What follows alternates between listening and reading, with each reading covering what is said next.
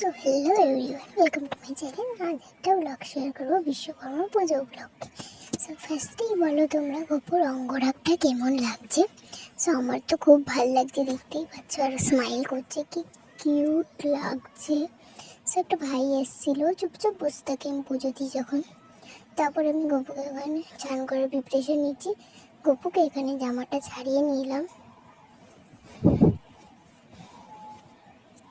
তারপর আমি এখানে ফুল বানাচ্ছি, ফুল দিয়ে এবং তুলসী পাতা দিয়ে। তারপর আমি গপুকে স্নান করিয়ে দেবো, দেখতেই পাচ্ছ। সেখানে চন্দন মাখিয়ে নিচ্ছি একটু হালকা করে, একদম হালকা কোমল হাতে মাখাতে হবে যাতে রংটাগুলো না উঠে যায়। আমি বেশি ডলিও না মদন মোহনকে। সো তারপর গঙ্গার জল দিয়ে স্নান করিয়ে দিলাম ফার্স্টেই।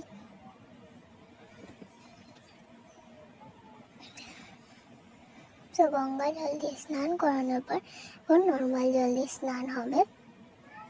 সো আজকে ওইটা বিশ্বকর্মা পুজো, তাই সিঙ্গারটা একটু হেভি করবো। সেখানে গপুকে স্নান করানো হচ্ছে, দেখতেই পাচ্ছ তোমরা ভালো করে। সো তারপর গপুকে পুছিয়ে দিচ্ছি। সো গপুকে পৌঁছানোর পর একেবারে চলো সিঙ্গার। সেখানে আমি এই কিউট ড্রেসটা পরালাম, পিঙ্ক কালার অ্যান্ড হোয়াইট কালারের মধ্যে থেকে। সো দেখতেই পাচ্ছ না।